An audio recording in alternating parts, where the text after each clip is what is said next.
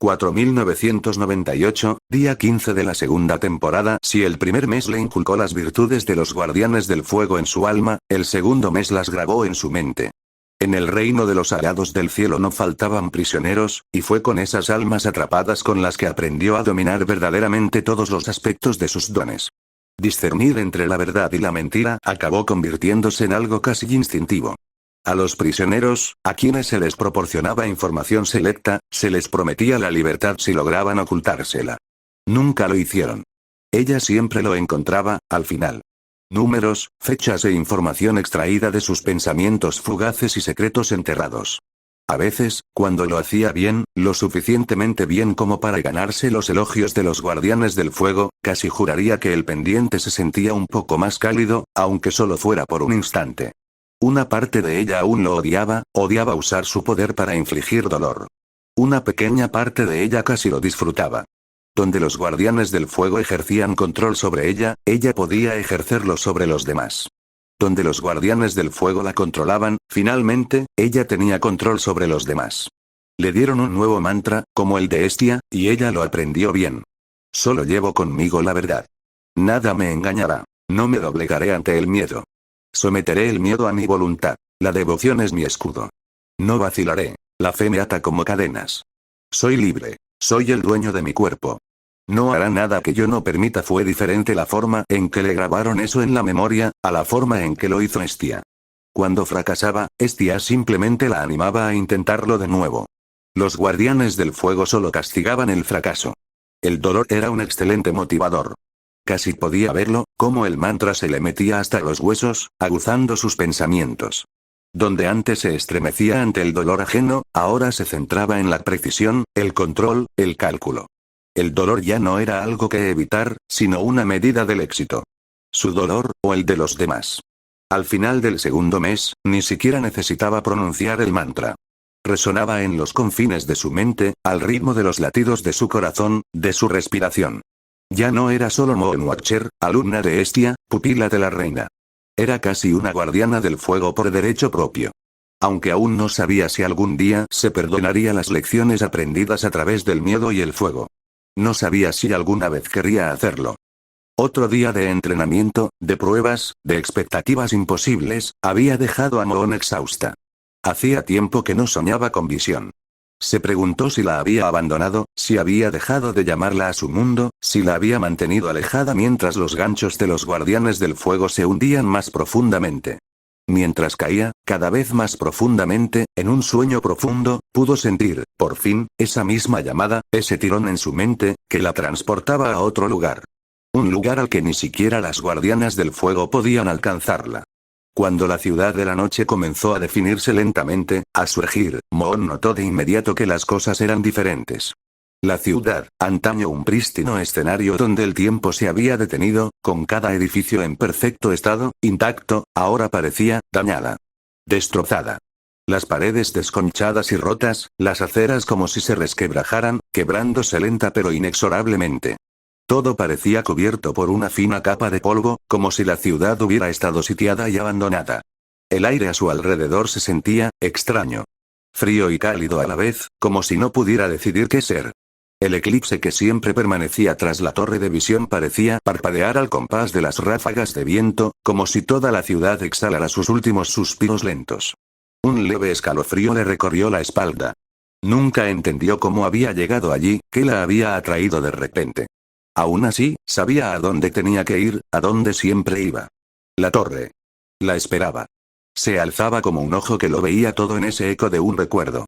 Inició su aproximación, con las alas plegadas, la cola recta y los hombros alineados, proyectando confianza incluso cuando por dentro no sentía más que pavor. Visión era, ella no diría amable. Era estricto, a su manera, pero no como las guardianas del fuego.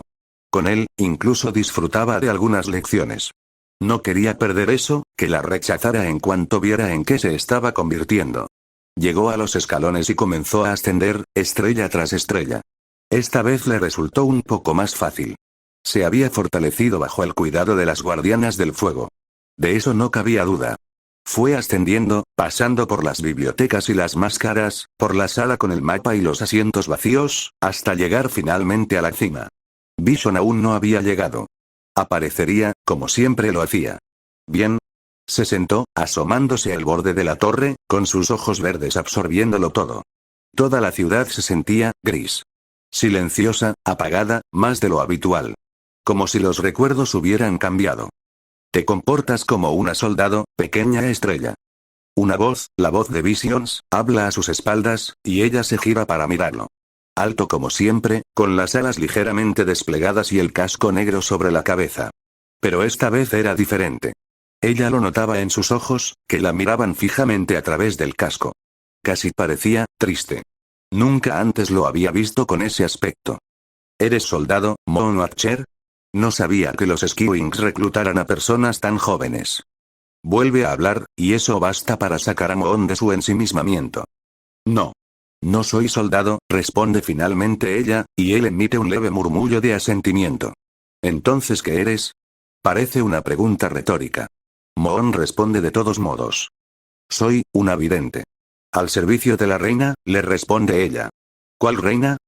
Reina Escarlata. Reina del reino celestial. Frunció el ceño. Estaba siendo críptico. Por supuesto. Un dragón nocturno, al servicio de la reina celeste. Algo muy común, estoy seguro. Su tono es ahora más sarcástico, y Moon frunce el ceño. Te están cambiando, Moon Archer. Ya puedo ver en qué te están convirtiendo.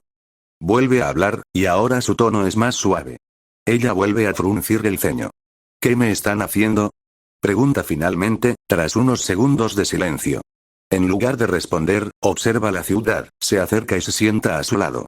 Ella se acomoda para mirarla en la misma dirección, quedando ambos sentados uno al lado del otro.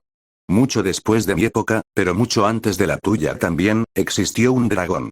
Un ala nocturna, técnicamente, pero su ascendencia no era solo de nuestra tribu. Su padre era un ala de hielo. Habla de nuevo, y Luna casi ladea la cabeza, pero se detiene. Había una razón para ello. La tribu, en aquel entonces, deseaba algo preciado. Los alas de hielo lo poseían, cierto rasgo, así que, por mandato de la reina, criaron a este dragón. Técnicamente, forma parte de la familia real Alas de Hielo, aunque jamás lo aceptarían, continúa. ¿Esto es solo una historia? ¿Oh, es real? Pregunta. Todo real.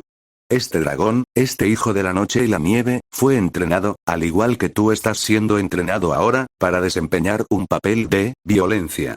Poder, fuerza, imagen. Un lector de mentes y un vidente, como tú y yo, pero también algo mucho más, directamente potente. ¿Qué quieres decir? Al principio, pensó que visión solo se refería al aliento helado de una ala de hielo, pero esa respuesta era demasiado simple. Magia. Magia del Animus. El poder de moldear el mundo, a un precio. Tragó saliva, muy levemente, sintiendo un escalofrío recorrerle la espalda.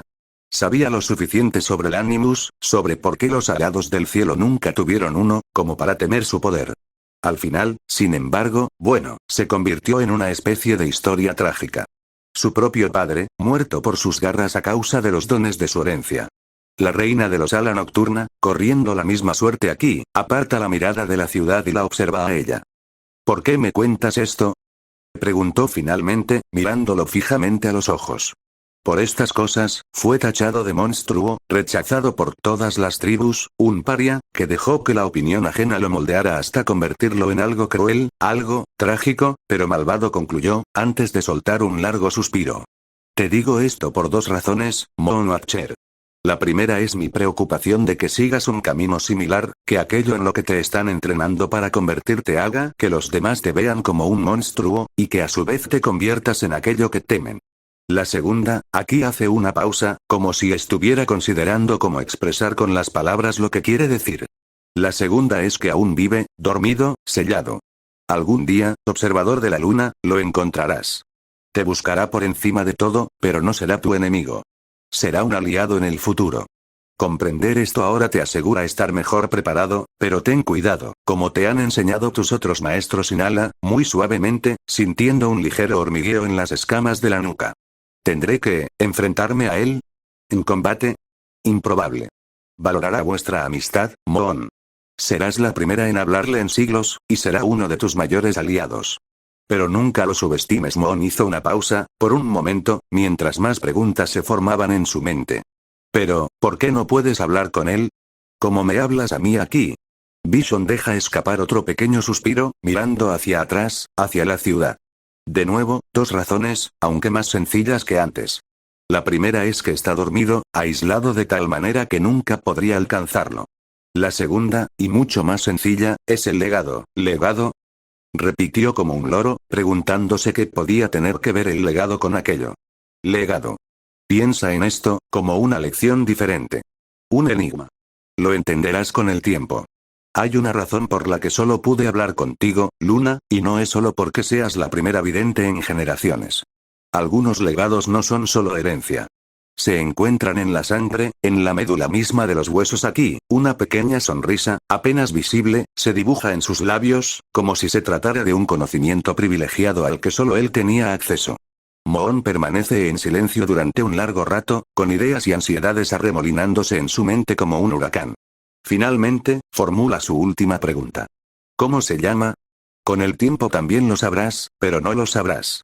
Los libros de los Skywings no te servirán de nada. No habrían convertido su nombre en leyenda como lo hicieron los Icewings y los Nightwings. Moon frunció el ceño, como siempre. Críptico, como siempre. Parecía ser algo que a Visión le encantaba. Se quedan allí sentados, durante un momento, dejando que el silencio se extienda casi hasta desaparecer. Intentaré, no convertirme en alguien como él. En aquel a quien conoceré, lo afirma, como un juramento, un recordatorio. Eso es todo lo que espero, Moon Archer. Ahora ve, duerme y prepárate para el último mes de tus pruebas. Moon asintió, viendo cómo el mundo onírico que las rodeaba se desvanecía lentamente. Y al hacerlo, casi juraría que el eclipse brilló con más intensidad.